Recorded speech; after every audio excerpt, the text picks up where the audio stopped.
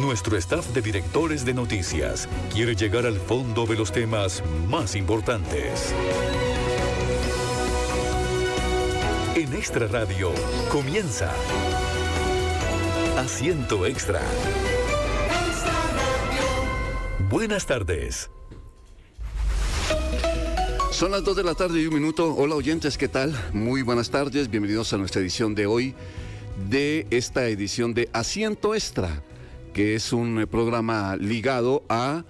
Aquí, ministro, hay un botón, estoy ubicando al señor ministro, que es nuestro invitado hoy, que está ligado, digo, a nuestras ediciones de noticias, desde Buena Mañana al programa Asiento Extra, que es parte también del análisis de las noticias, de la información permanente, de cosas que regularmente pasan y que merecen que hagamos el análisis, conocer más a fondo lo que pasa con esos hechos y obviamente tener a los expertos, todas las voces, como hemos dicho insistentemente en cada edición, todas las voces que pasan por estos micrófonos.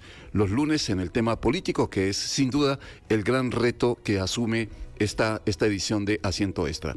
Hoy un invitado que realmente queríamos desde hacía varias semanas tener en nuestra mesa de trabajo, por una razón. Después de que se conoció ese arancel del 10% que aplica el gobierno del presidente Trump a Costa Rica, dentro de muchos países, pues obviamente quedaba la duda de qué podría pasar, cómo los podría impactar, pero después se supo que había una negociación con el gobierno de Trump para tratar de quitar ese arancel del 10%, que Estados Unidos había puesto unas condiciones, unos puntos sobre la mesa para que ese arancel se pudiera quitar o mermar, no sé en qué escenario podría quedar, pero quedaban muchas preguntas entonces en torno a cómo se va a realizar ese proceso de negociación. Y se produjo además una serie de reacciones por parte de los productores de papa, por ejemplo. Obviamente que hay sectores que mostraron preocupación en entrevistas que hicimos aquí en nuestras ediciones de Asiento Extra y también en las ediciones de Desde Buena Mañana en las mañanas, que comenzamos a las 5 de la mañana. Y el otro tema que quedaba sobre la mesa, lógico, en medio de toda esta negociación, era qué iba a pasar o cómo va el acuerdo de Transpacífico donde queremos estar en esos clubes de países poderosos, exportadores, compradores. Estamos hablando de eventuales compradores, no sé, leía cifras de 600 millones de consumidores potenciales, y eso suena bonito, suena atractivo, pero hay sectores a los que no tanto. Señor Ministro de Comercio Exterior, qué gusto tenerlo con nosotros, don Manuel Tovar. Bienvenido, ¿cómo le ha ido? Encantado, don Henry, de estar en este espacio. Yo también tenía ganas de venir hace semanas. Estuvimos en París, en la presidencia de la OCDE hace unos días, y bueno, aquí retorno al país a retomar la agenda comercial. Esta semana es una semana muy importante porque tenemos un equipo negociador en Washington negociando con los Estados Unidos el tema de los aranceles, y al mismo tiempo tenemos un equipo en Australia negociando la segunda ronda de discusiones para el Acuerdo Transpacífico.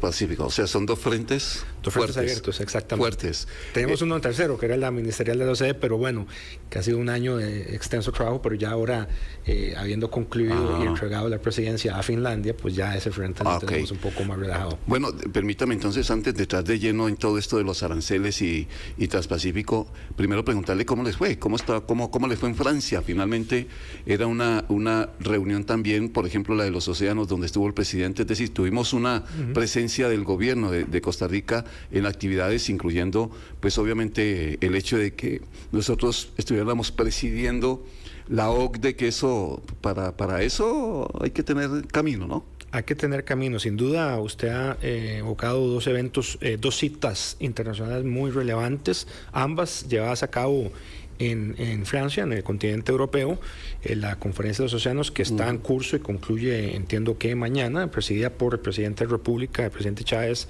y el presidente Emmanuel Macron de Francia. Y por otro lado, la cita que me correspondió presidir junto a la ministra de Ciencia y Tecnología, doña Paula Bogantes, y el ministro Tattenbach de MINAE, la presidencia de la OCDE, que fue un esfuerzo colectivo importante.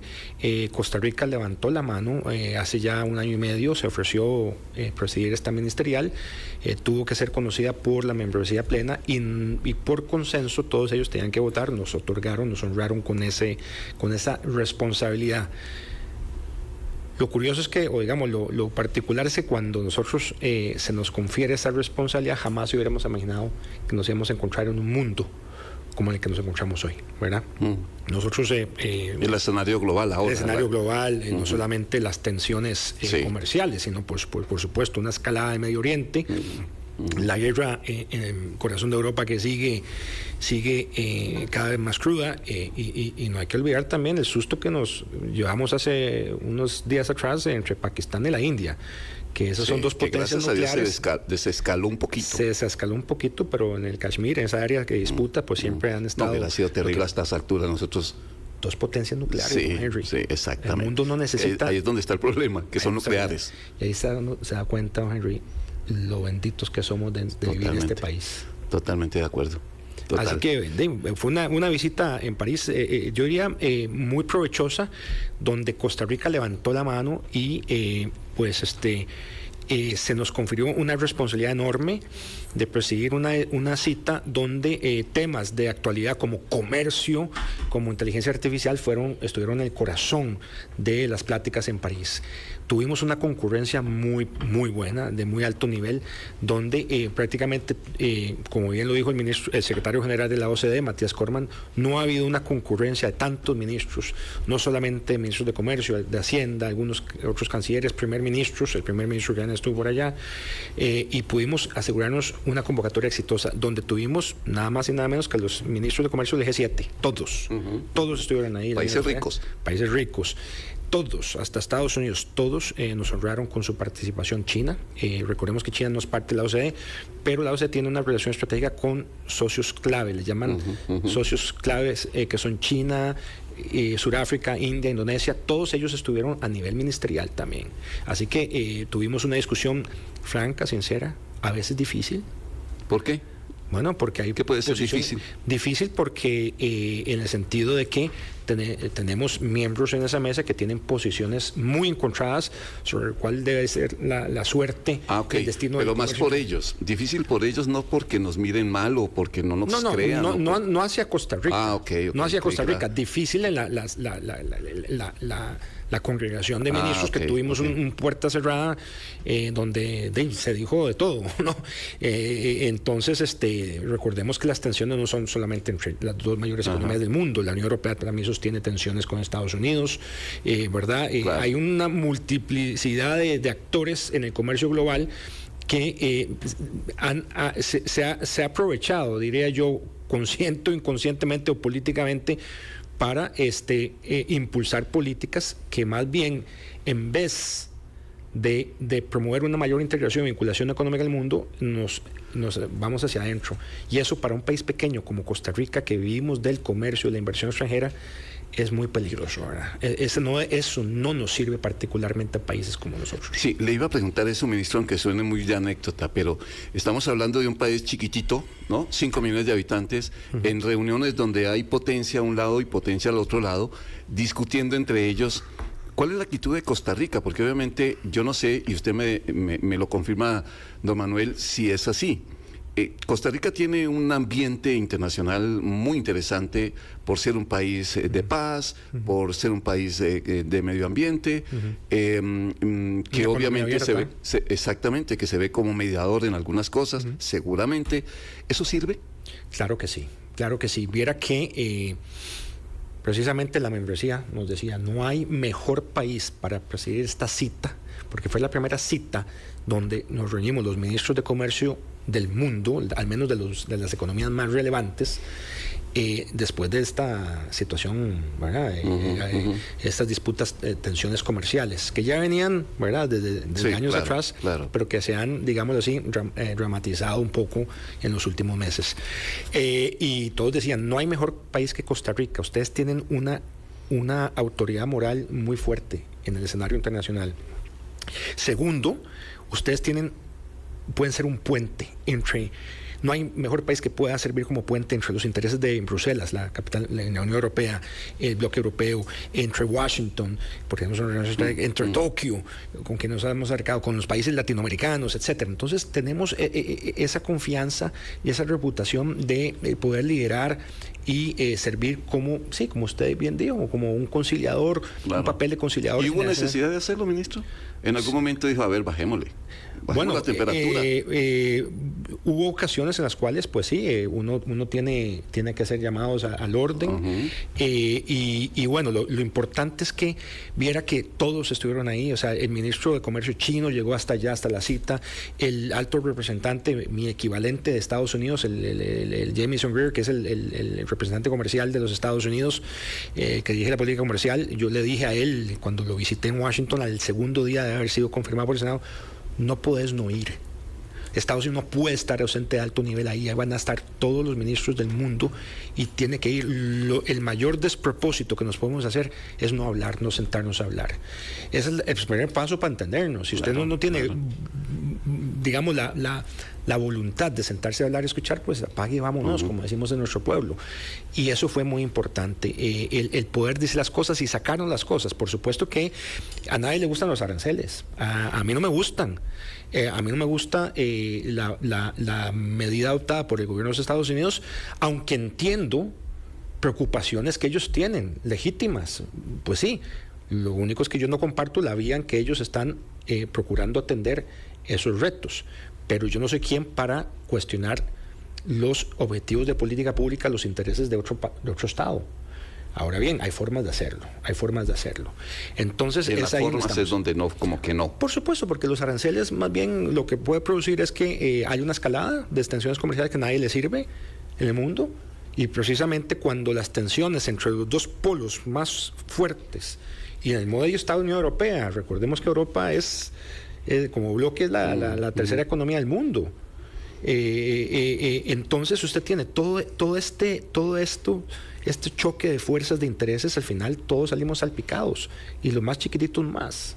Claro. Los más chiquititos más. Entonces es importante que se aunque entienda. Es poquito, relativamente, 10% golpea. Vamos a ver. ¿Cuánto hasta hoy, por ejemplo? De momento, viera que, de acuerdo, todos los países, ningún país se ha podido liberar de aranceles, algunos más, algunos menos. Recordemos que hay una tregua de 90 días en los cuales, si no se avanza en discusiones, Estados Unidos va a poder subirlos hacia arriba. Costa Rica estaba ya en el más bajo, entonces no tuvimos esa reducción o esa tregua arancelaria porque estamos en el nivel más bajo, en el umbral más bajo, el 10%. Hay países que tienen más.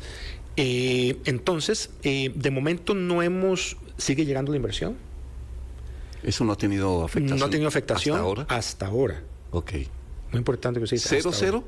De momento no hemos recibido incidencias. Recordemos que muchos de los... en exportaciones, muchos exportadores están rigiendo con contratos en vigor. Bueno. Una vez que terminen esos contratos, que vengan nuevas cosechas, etcétera, ahí habrá que ver vamos a poder tener más claridad cuál ha sido el impacto. Nosotros tenemos un canal abierto de comunicación con todo el sector exportador, el sector productivo, para que nos reporten incidencias. De momento, habrá que ver en su momento quién es el que va a pagar la cuenta. Si la va a pagar el exportador, el importador, el consumidor, o un poquito todos. En inversión extranjera directa sigue llegando la inversión, Por lo tanto, si hay algún impacto, vamos a poderlo determinar y medir mejor en los siguientes meses. Ojalá, nosotros estamos sentados, justo esta semana, le decía, estamos en la segunda ronda de pláticas con Washington, en Washington, liderado por la viceministra de Comercio Exterior y un equipo de altos de negociadores con altísima experiencia. Costa Rica es apenas uno de los pocos países que se ha sentado. Ellos no van a tener la capacidad de sentarse con todos los países del mundo. Ellos se están sentando con economías de escala importantes, Japón, Vietnam, Reino Unido, China y Costa Rica. Y por algo será, porque tenemos una relación especial. Pero, vamos a ver, yo sí quiero ser nuevamente enfático al pueblo de Costa Rica, al sector exportador, de que hay que mantener la cautela en la provincia. Estoy optimista, sí. El estar sentado ya con ellos, donde pocos están sentados y donde pocos se van a sentar, es una señal positiva. Yo tuve una reunión en París con mi colega norteamericano, la segunda que tuve con él, y fue una relación muy optimista, muy constructiva, con deseos ambos de llegar a un acuerdo pronto. Pero sí con Greaves, ¿se llama? Con Jamieson Greaves. Pero sí, Henry, lo que sí hago es un llamado a la cautela. Siempre hay que tener mucha prudencia con esto, porque yo no voy a llegar a un acuerdo que sea todavía más lesivo que el 10%. ¿Verdad? O sea, bueno, no se me adelante las preguntas, porque ahí quiero llegar, ministro. Pero a partir de una pregunta que es esencial y se la quiero plantear de una vez, y es si los convenceremos o los vamos convenciendo, o usted es optimista en qué. Usted me dijo, micrófono, ¿cómo fue la frase? Moderadamente optimista. Prudentemente optimista. Prudentemente optimista. Pero optimista en qué, en que los vamos a lograr convencer, en que los vamos convenciendo, es decir, que los pasos que se están dando van por buen camino. O no sé, ¿en qué dice usted ahí vamos a llegar? Porque ahora que las preguntas que le voy a hacer es en torno a las propuestas o exigencias que está haciendo Estados Unidos para negociar ese 10%. Pero ¿en dónde está optimista usted? Optimista por el hecho de que, como lo he indicado, pocos países están sentados y se sentarán ahí, y porque las conversaciones que hemos tenido con los Estados Unidos, ellos reconocen el buen feeling que hay y la excelente relación y alianza que tenemos entre ambos países, como no la tienen con muchos países de la región o el hemisferio. Optimista también porque sí he encontrado un genuino interés de ellos de llegar a un acuerdo con Costa Rica, y siento que también al mismo tiempo hay que estar, soy prudente y soy cauto, porque hasta que no haya un acuerdo, no hay acuerdo. Así se manejan las negociaciones internacionales. Usted no tiene acuerdo hasta que suscribe y firma un acuerdo. ¿Y ahí no hay aquella premisa de que si no se acuerda todo, no hay acuerdo?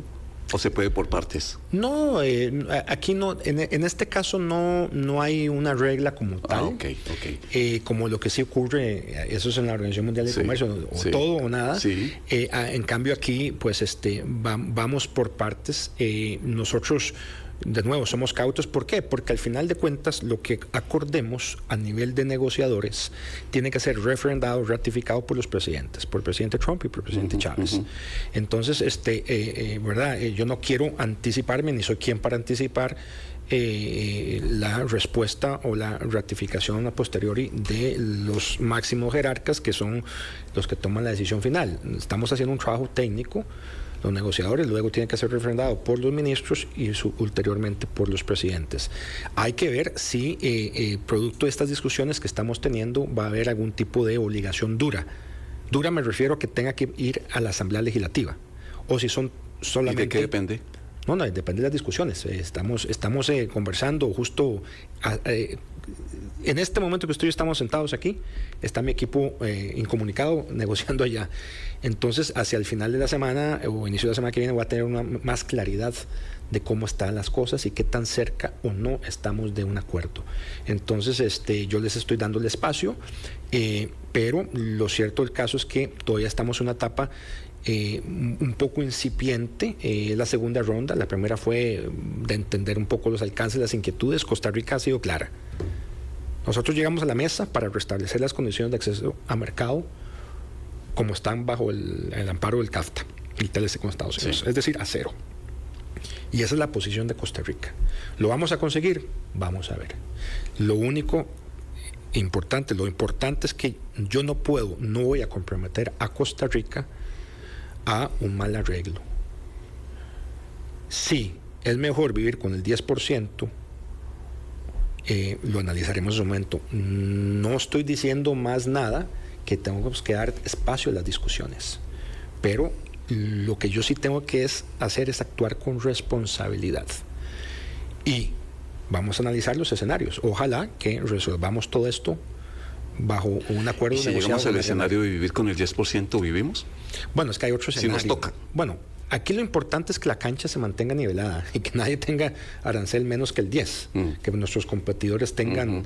Pero lo otro, don Henry, es que recordemos que esto ha sido ya litigado en las Cortes Federales, y esto va a terminar en algún momento, tarde o temprano. Yo creo que pronto va a llegar a la Corte Suprema de Justicia de los Estados Unidos, quien tendrá que dilucidar ya una instancia federal, una Corte Federal en Estados Unidos ha determinado que el presidente Trump se extralimitó en sus poderes y que no tiene la autoridad ejecutiva para imponer esos aranceles. Entonces, eso se está litigando. Se determinó eso, ellos apelaron, el gobierno federal apeló, está por resolverse esa apelación, pero si se confirma en la etapa de apelación lo mismo que dijo la instancia inferior, se cae. No, sí, se puede caer a menos que ellos recurran a la Corte Suprema de Justicia, quien va a tener que dilucidar. La Corte, entre otras cosas, resuelve conflictos entre poderes. Entonces, van a tener que resolver en la Corte Suprema de Justicia si esos aranceles son legalmente, han sido legalmente habilitados o no. Y esto se puede caer también. Entonces es una variable del juego. Usted tiene que tener todas esas variables como negociador. Bueno, ahí claro, viene la posibilidad que esto se caiga. Y no es mejor esperar a que se defina en tribunales antes de comenzar a negociar y ceder en algunas cosas que está exigiendo Estados Unidos, que tal que después no tengan reversa. Usted hace una pregunta muy válida, muy válida. Todo eso es parte de las consideraciones que vamos a tener. Lo que sí es que yo quiero entender, vamos a entender bien que hacia dónde quiere llegar Estados Unidos. Nosotros haremos una valoración final de qué es lo que le sirve más a los intereses de la nación, tomando también en consideración eso que usted indica, que hay una posibilidad de que la Corte Suprema de Justicia determine que esos aranceles no fueron establecidos según los mecanismos legales correspondientes, por lo tanto tienen que ser derogados. Es una variable. Eso no sería lo más sencillo. Sería lo más sencillo, ¿verdad? Pero yo sí le veo un pero, ministro. ¿Cuál es el pero? ¿Qué tal que lleguemos a un acuerdo en el que Estados Unidos se le permite, por ejemplo, yo no sé, lo de la papa? Llegamos a un acuerdo y entonces el ingreso de la papa, estoy poniendo un punto y usted me lo va a aclarar ahora, pero llegamos a un acuerdo para que Estados Unidos pueda ingresar, el comercio de Estados Unidos o los productores puedan ingresar la papa al país. Se cae el acuerdo del 10% y nosotros quedamos con esa apertura hacia Estados Unidos. ¿Cómo la regresamos? No, señor, es que eso es independiente del tema. Estados Unidos publicó un reporte de irritantes comerciales con todos los países del mundo. Ese es un tema que Costa Rica tenía que resolver sí o sí, más allá de aranceles o no aranceles. Recordemos que la papa y la cebolla son dos productos que quedaron excluidos del calendario de grabación arancelaria en el CAFTA, ¿verdad? Podían entrar una pequeña cuota sin pagar arancel y luego fuera de esa cuota, pequeña cuota, toda la papa que entre tiene que pagar el arancel del 46%. Eso no se ha eliminado. La papa de mesa, de consumo de mesa, que es la que se ha tomado esta decisión fitosanitaria, recordemos que pesaban sobre la papa de consumo de mesa una serie de medidas fitosanitarias que impedían su incorporación, su internación al país. Recordemos que las medidas sanitarias y fitosanitarias son medidas que son medidas excepcionales que usted puede adoptar para restringir la importación de algún producto de origen animal o vegetal cuando estos pongan en riesgo, y todo esto con un debido proceso, con evidencia técnica, por supuesto, no puede ser así tomado, cuando haya un riesgo a la salud humana, animal o vegetal. Las medidas sanitarias y fitosanitarias, como se han usado, como se usó en el aguacate, el aguacatazo, no pueden ser usadas para proteger a la industria.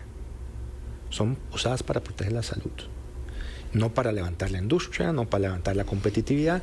Usted no gana un partido jugando la defensa, usted gana un partido jugando la ofensiva, y eso pasa por adoptar medidas que mejoren la productividad y la competitividad del sector agro, particularmente en esos temas papa y cebolla. Pero no es por mantener artificialmente una medida fitosanitaria que usted va a ser más productivo y más competitivo en un sector. Y al mismo tiempo, por tener una medida fitosanitaria injustificada, usted está poniendo en riesgo el universo de las exportaciones de Costa Rica al mercado exterior, inclusive el riesgo de poner en riesgo las exportaciones del sector agro que van allá. Claro.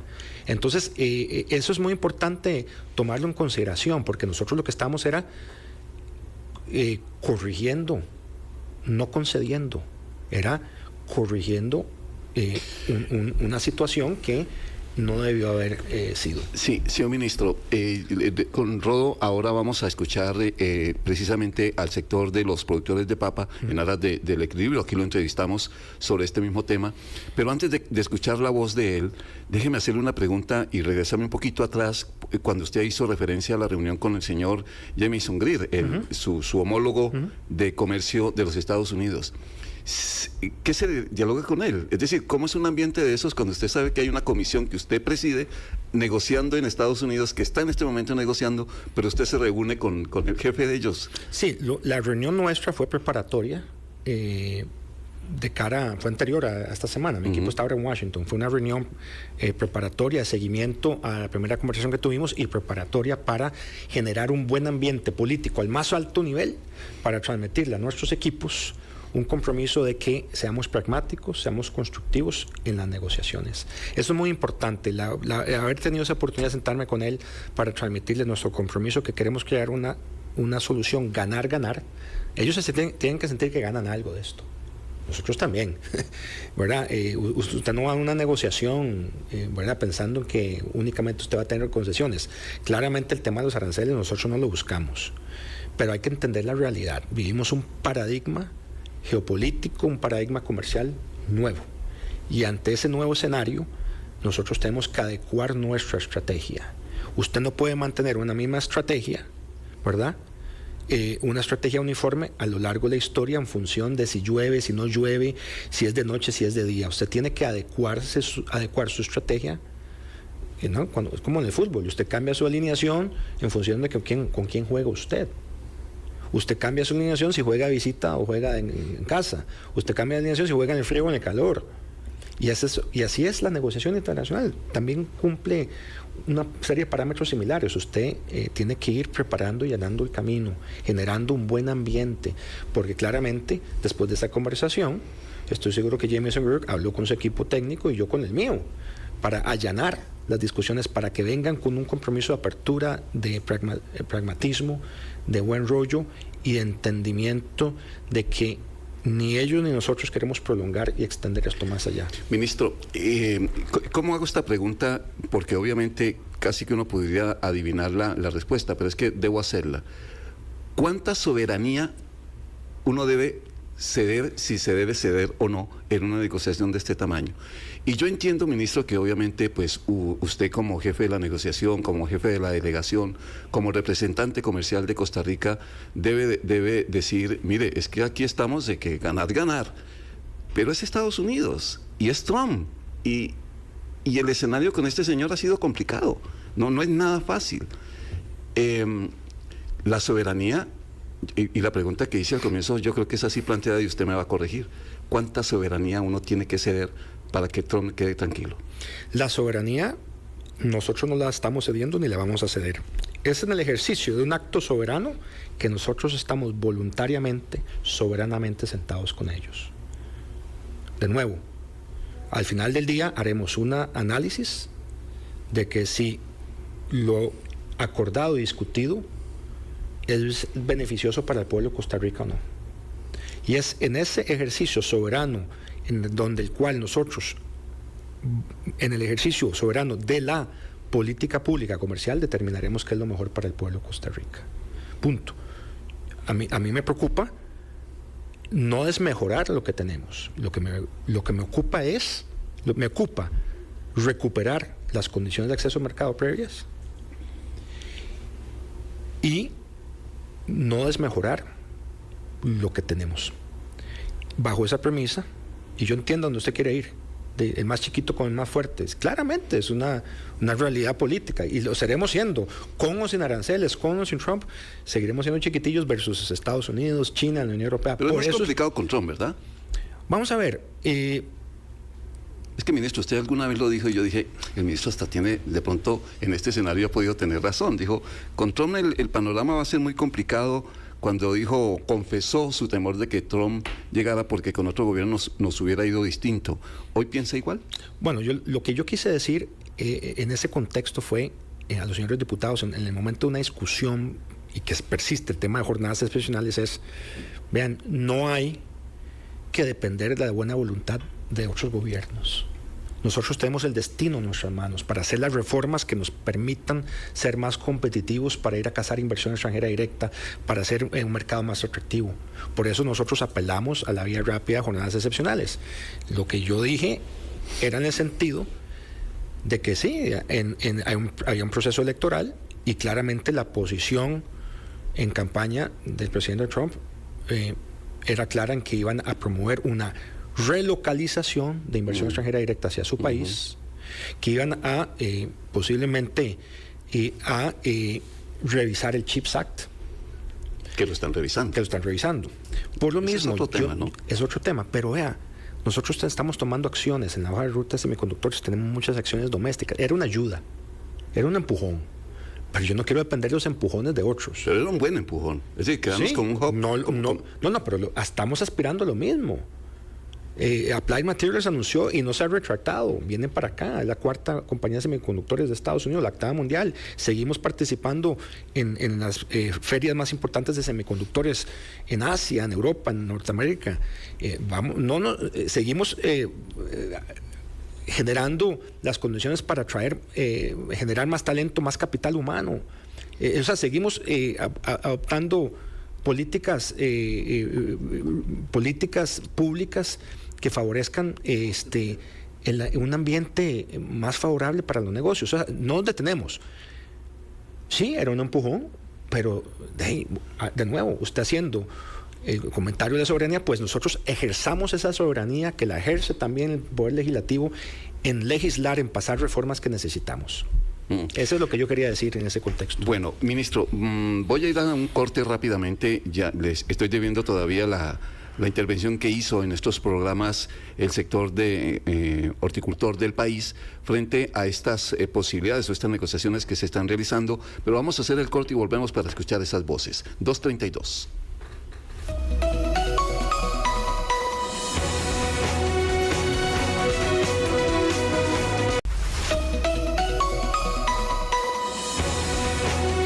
Son las 2 de la tarde, 33 minutos. Está lloviendo a esta hora ya aquí, por lo menos aquí en el Valle Central, ya los anuncios de lluvia que habían hecho los expertos en horas de la mañana. Las 2:33, hoy el diálogo es con el señor ministro de Comercio Exterior, don Manuel Tovar. A propósito, bueno, hay mil temas, no creo que nos vaya a dar tiempo suficiente, porque yo me voy a quedar con las ganas de hablar a profundidad sobre el gran reto que tiene, sin duda alguna, Costa Rica frente al hecho de que ingresemos o no esta negociación, este paso que se está dando para el Transpacífico, que tengo que sacar tiempo para tratar de que abordemos el tema, ministro, que yo creo que cuando estas cosas ocurren, cuando estamos entrando en las grandes ¿cómo se dice? Grandes ligas, jugando en grandes partidos, eso tiene que llamarnos la atención. Pero permítame, porque si no lo vamos a escuchar. Pero sí me quiero referir a eso brevemente, es una chance, porque lo vamos a es hacer. importante. Lo vamos a hacer. Renzo Céspedes es de la Corporación Hortícola Nacional, dijo esto aquí en nuestros estudios de esta radio. Con preocupación, porque en realidad una cosa es que un país solicite la flexibilización de acceso de una medida que sea lícita, que sea una medida real de obstáculo al comercio internacional, y otra, el hecho de que se pretenda que se flexibilicen medidas de tipo fitosanitario que responden plenamente a los objetivos legítimos que el país tiene como parte contratante de la Organización Mundial de Comercio. O sea, la adopción de medidas de control en materia fitosanitaria es una de las herramientas que todos los países que son miembros de la OMC utilizan a diario, justamente para proteger repercusiones no deseadas de propagación de plagas en sus cultivos, como resultado de lo que podría darse si se flexibiliza una medida de esta naturaleza. Claro, don Enzo, para entenderle, es decir, el gran temor no es económico, es que ingresen plagas que puedan afectar los cultivos a nivel nacional. Desde luego, ese es el foco de la preocupación para el sector hortícola, en el sentido de que una bacteria como la Candidatus liberibacter, que produce el zebra chip, que es un daño, digamos, en la papa, que usted ve la papa normal por fuera, pero por dentro está como rayada, presenta, por eso se le llama cebra chip. Y en ese sentido, digamos, gran parte del territorio de los Estados Unidos, más del 80%, está contaminada con los cultivos, digamos. Ministro, uno de los puntos que obviamente tendría que ver con petición de Estados Unidos, tratando de entender el escenario, es que a ellos se les retrasa los permisos fitosanitarios por estos temores de estas plagas. ¿Es esa parte en la que se cedería algo? Vamos a ver, haciendo en respuesta a lo que dice don Renzo, yo conozco muy bien a don Renzo, es una persona con mucha experiencia en comercio exterior. Yo estoy en desacuerdo con él en el sentido de que yo sé muy bien lo que en el fondo él persigue. Es una protección con fines económicos más que una protección sanitaria. ¿Por qué? Porque al final de cuentas no es que el Estado está renunciando, a proteger la salud humana y vegetal. Para nada, los controles se mantienen. Lo que no podemos hacer es simplemente hacer la vista gorda y restringir y no autorizar permisos o protocolos, porque no se han levantado. No es que estamos levantando y que aquí puede entrar lo que quiera. Exactamente. No es así. Simplemente estamos dejando los protocolos claros, cuáles son los requisitos y los protocolos que hay que cumplir. Si hay una bacteria, si hay una enfermedad vegetal, estoy seguro que el servicio fitosanitario hará lo propio para proteger la salud acá en Costa Rica. Lo que no se vale es utilizar herramientas como este tipo de medidas sanitarias o fitosanitarias para frenar importaciones con fines económicos. Y eso ha sido algo recurrente en la historia de este país. No olvidemos el tema del aguacate. El aguacate Hass mexicano, que nos llevó a una dolorosa y bochornosa condena por violar el derecho internacional. Primera vez que Costa Rica es llevado a un tribunal internacional y condenado. Y entonces eso es lo que no se vale.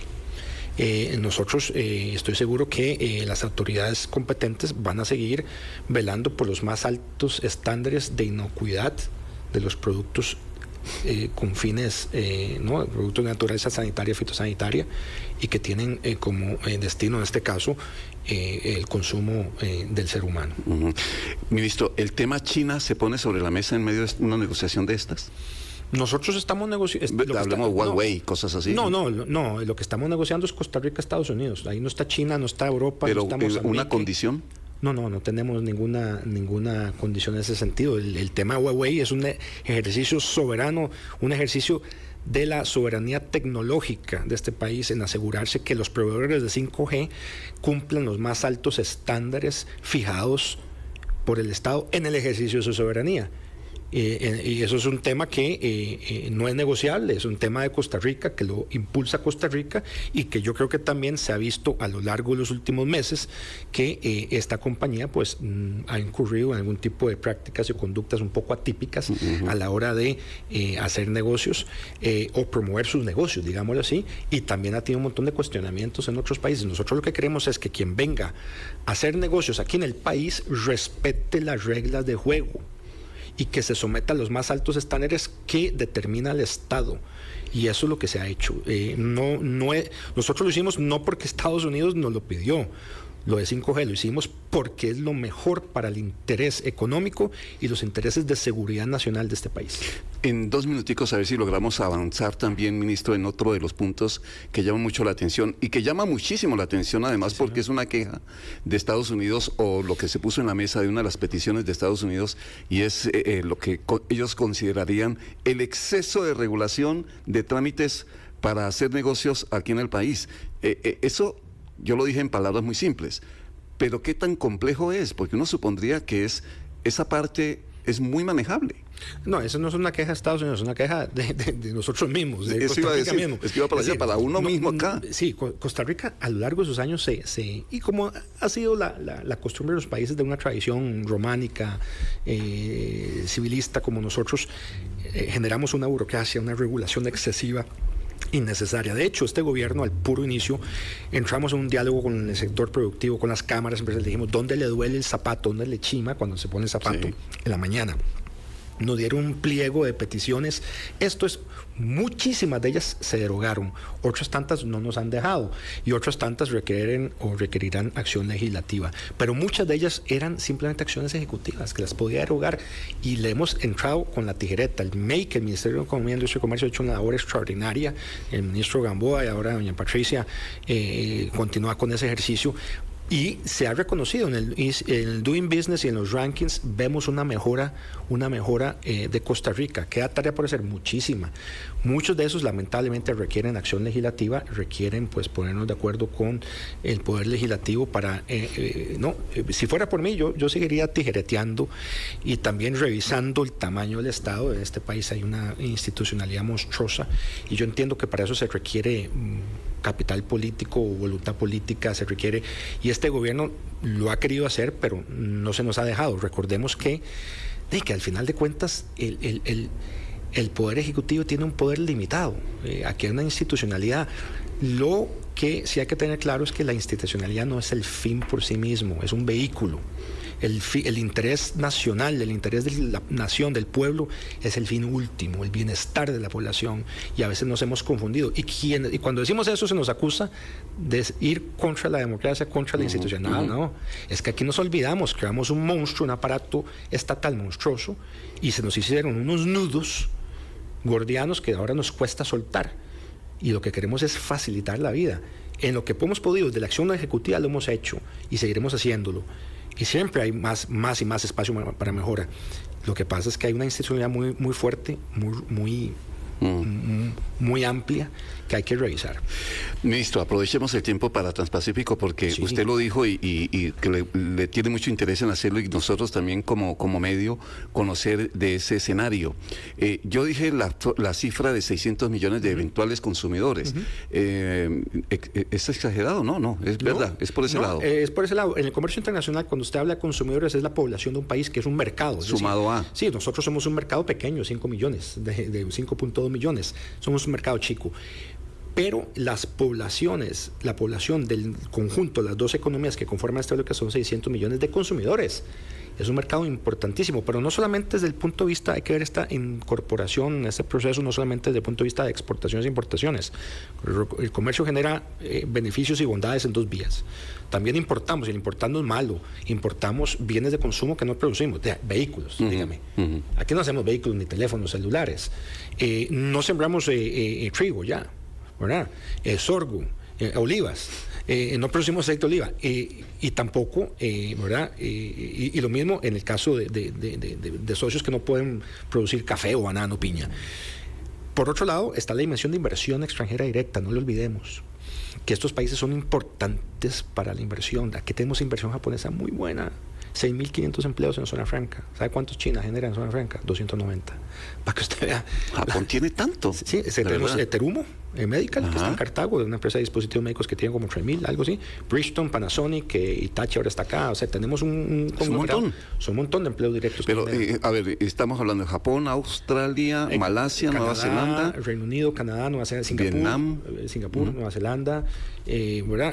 Hay otras economías más pequeñas como Brunei, ¿verdad? Pero vamos a ver, es un mercado interesante. Y vea usted, como bloque, es el tercer bloque del mundo, el tercer mercado del mundo. Después de las economías de Norteamérica, el NAFTA, o el TEMEC, como le llaman, México, Canadá, Estados Unidos, después viene la Unión Europea como segundo mercado del mundo. Y este es el tercero. Ahora, la Unión Europea, y bueno, se lo digo porque en París se habló mucho de eso, no nos sorprendamos si ahorita la Unión Europea pide incorporarse a este bloque. Si la Unión Europea se incorpora al Acuerdo Transpacífico, sería ya el primer bloque, el principal mercado del mundo, Henry. Imagínese usted la Unión Europea sumándose al CPTP, el primer mercado del mundo. Y además de eso, vea qué interesante, el primer mercado del mundo y sin China y sin Estados Unidos. Vea usted qué interesante. Es que lo que me llama la atención, ministro, es, y tenía la pregunta para más adelante, pero va de una. Nosotros estamos poniendo los huevos todos en una misma canasta, es decir, la dependencia comercial de Estados Unidos que nos genera y nos lleva a este escenario del que hemos hablado casi todo el programa.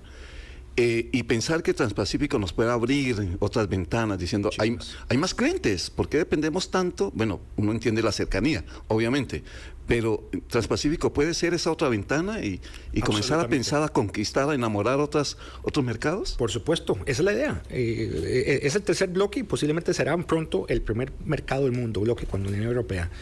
Le decía, Costa Rica sí, Estados Unidos es el principal socio comercial, 47% de nuestro comercio con el mundo va hacia Estados Unidos. Hay países, ojo, México tiene el 80% de dependencia, el 80%. Vea qué vulnerables que son ellos. Nosotros por eso empezamos con una agenda y ya Costa Rica se ha sabido diversificar. Europa es un mercado importante, el 22%. Centroamérica sigue siendo importante, 21%. Estamos viendo más el sur, suscribimos un acuerdo con Ecuador, con Colombia tenemos uno en vigor, con Perú, con Chile. Estamos expandiendo el Medio Oriente, con Emiratos Árabes Unidos hemos cerrado uno. Primero con el Golfo, con Israel. Las tensiones pues han atrasado un poco las discusiones, pero con Israel estamos cerca para suscribir uno. Con eso le digo que estamos expandiendo la huella de Costa Rica en el mundo para diversificar. La diversificación, precisamente usted lo dijo muy bien, nos permite no poner todos los huevos en la misma canasta. Ya Costa Rica está diversificada, pero podemos diversificarnos más. Estados Unidos siempre ocupará un papel relevante para nosotros, pero mientras más accesos, más puertas, más mercados tengamos, mejor, porque es más oportunidades. Y ya hay peros. Obviamente usted habrá escuchado todos los sectores. Rodo, por favor, el 2, que es el director ejecutivo de Corfoga, don Luis Diego Obando. Escuchemos una partecita de lo que nos dijo aquí en el Grupo Extra. Vamos a ver. ¿Lo escuchamos? A ver. Recordemos que dentro de los países que conforman el bloque transpacífico se encuentra Australia y se encuentra Nueva Zelanda. Estos dos países, y tampoco podemos desmeritar México o Canadá, tienen una estructura, un sector ganadero cárnico bovino muy fuerte, muy desarrollado. Estamos hablando de que Nueva Zelanda es uno de los principales productores de leche del mundo, y Australia está dentro del top 5 de países exportadores de carne y uno de los países que exporta carne con el mayor valor agregado posible. Entonces es una competencia bastante compleja. El resto de países que conforman el bloque, Costa Rica no tiene vinculación económica en términos de ganadería bovina o productos cárnicos, por lo tanto no se le encuentra un beneficio, la Junta Directiva así lo dictaminó, no se encuentra un beneficio para participar en un libre comercio.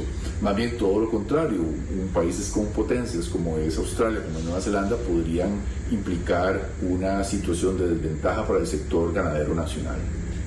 Ahí lo tiene, ministro. Justa, digamos, entendible la preocupación. Vamos a ver, nosotros siempre que vamos a negociar tenemos consultas con los sectores, con todos los sectores. Y el sector exportador, incluido el sector agro, a veces tiene unas posiciones más ofensivas y otras más defensivas. ¿A qué me refiero ofensivas y defensivas? Ofensivas son aquellos sectores que tienen un interés fuerte, un interés importante en que se le puedan abrir mercados con fines de exportación. Interés defensivo son los que tienen alguna inquietud, alguna consideración y buscan algún tipo de protección, sea la exclusión o sea algún plazo de desgravación negociado en el acuerdo. Entonces es ese ejercicio que nosotros emprendemos con todos ellos, con todos los sectores, el sector industrial, el sector tecnológico, ¿verdad? Porque hablamos de bienes y hablamos de servicios también. Sí, recordemos que Costa Rica es una economía de servicios donde el 45%, pronto la mitad de lo que exportamos al mundo van a ser servicios. Entonces son consultas sectoriales con todos los sectores económicos del país. Hay sectores que han expresado legítimamente algún tipo de inquietud, como el que usted me refiere, o el lácteo, o el sector lácteo. Pero vamos a ver, yo les digo una cosa, ¿por qué se preocupan con el sector lácteo? Cuando en el CAFTA, con Estados Unidos, que estaba aquí a 2 horas, ya lo tenemos en 0 desde enero de este año. Y se preocupan por Nueva Zelanda, que está allá en el fondo, allá abajo, como dicen, allá en el fondo del mundo, Australia. En un rincón del mundo. Yo creo que, vamos a ver, el sector exportador costarricense ha sido resiliente. Es decir, hay oportunidad de mercado para la carne con Singapur, tenemos oportunidad de mercado también para llevar nuestra carne a otros mercados. ¿Por qué nos estamos cerrando? Con Japón hemos tenido conversaciones con los diferentes sectores azucareros, de hecho vemos oportunidades de sí, Australia puede ser exportador de azúcar, pero Japón es un importador nato de azúcar, nos interesa Japón. Entonces usted entra en esa dinámica, en ese ejercicio donde pues posiblemente algunos van a ver estos procesos con más entusiasmo que otros, es natural, pero al final de cuentas usted hace un balance. Uno no va a negociar para desmejorar. Por supuesto, donde hay algún sector sensible, uno tiene que buscar la mayor protección posible, ¿verdad? Porque no depende únicamente de nosotros. Y por otro lado, las políticas públicas del Estado que puedan adoptarse, implementarse para mejorar la competitividad de X o Y actividad económica. Entonces es un juego, digamos, muy dinámico, muy rico, donde hay muchas variables. O sea, tiene el sector industrial, el sector de servicios, la parte de inversión extranjera directa. Son muchas dinámicas que juegan y confluyen al mismo tiempo, y nosotros haremos un balance de la negociación y al final de cuentas tomaremos la mejor decisión para el país, negociaremos de buena fe, con transparencia, con los mejores mayor interés posible, y al final esto llegará a la Asamblea Legislativa, que en la Asamblea Legislativa tendrá que en la resolución de sus potestades constitucionales ratificarlo o no. ¿Y cómo va? La negociación con ellos, los avances hasta el momento de adhesión, ya como adhesión. Justo esta semana también, y además ellos están en el futuro, nosotros todavía estamos en el pasado. Ellos están en Australia negociando la segunda ronda. Tengo un equipo, como le decía, en Washington negociando con Estados Unidos, y la otra mitad de COMEX, tengo el ministerio vacío, somos una institución pequeñita, y la otra mitad está en Australia. Esa negociación va en su segunda ronda, vamos bastante bien, hay apetito, interés de todas las partes de concluir este proceso cuanto antes. ¿Cuánto antes es? Ojalá este año, luego vendrá el proceso legislativo. Lo que pasa es que ellos, lo que se viene no es menor. Recordemos que hubo una serie de países que pidieron entrar y se quedaron fuera: China, Taiwán, Ucrania, Ecuador, ya no entra. Uruguay.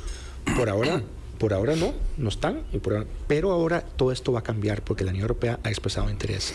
Y ahora yo creo que los miembros quieren avanzar con Costa Rica, salir del proceso rápido de Costa Rica y entrar en discusiones con la Unión Europea.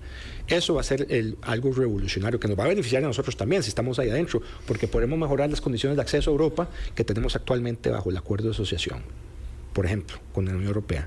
Entonces, yo creo que tenemos que aprovechar esta ventana de oportunidad. Si no la aprovechamos, podemos quedar rezagados. Vendía la Unión Europea tiene un músculo que nosotros no tenemos, y es ahora o nunca, y usted sabe muy bien, y usted conoce muy bien de las dinámicas internacionales, que usted se monta ahora o el tren lo deja.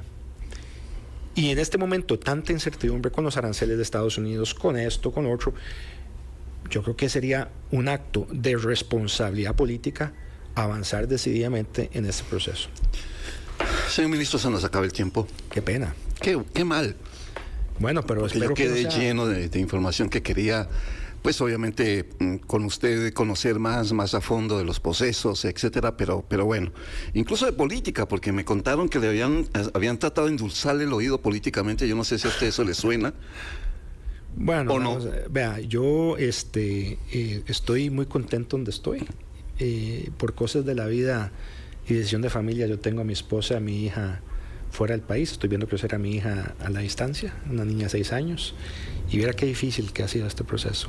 Lo he hecho por amor a mi país, también amo a mi familia por encima de todo, y una decisión de familia fue esta: bueno, voy a sacrificar esto de momento, no sacrificar a mi familia, pero hacer un sacrificio enorme, y nos vemos cuando podemos, y el tiempo dirá qué haré de mi vida luego, pero de momento estoy muy honrado, muy satisfecho por los resultados, muy honrado por la confianza del señor presidente de la República, que me dio la oportunidad de servirle al país desde esta posición, Y de ahí hasta que la salud, Dios, yo soy creyente en Dios, o hasta que el presidente de la República determine que le puedo servir al país desde esta posición, así lo haré. Ministro, que le vaya muy bien. Encantado, invíteme nuevamente, por favor, porque eso también se me hizo cortísimo. Obviamente que sí, porque además lo invitamos a un buen café en nuestros estudios. El ministro de Comercio Exterior, Manuel Tovar, hoy con nosotros, que nos había ya prometido esta visita, y es un gusto tenerlo, además porque hay muchos temas sobre la mesa y serán temas que obviamente pretenderemos abordar en otras ediciones. A ustedes, oyentes de Asiento Extra, gracias, que pasen una tarde agradable, aunque esté lloviendo, bien abrigados. Protéjanse, por favor. 2:55, adiós.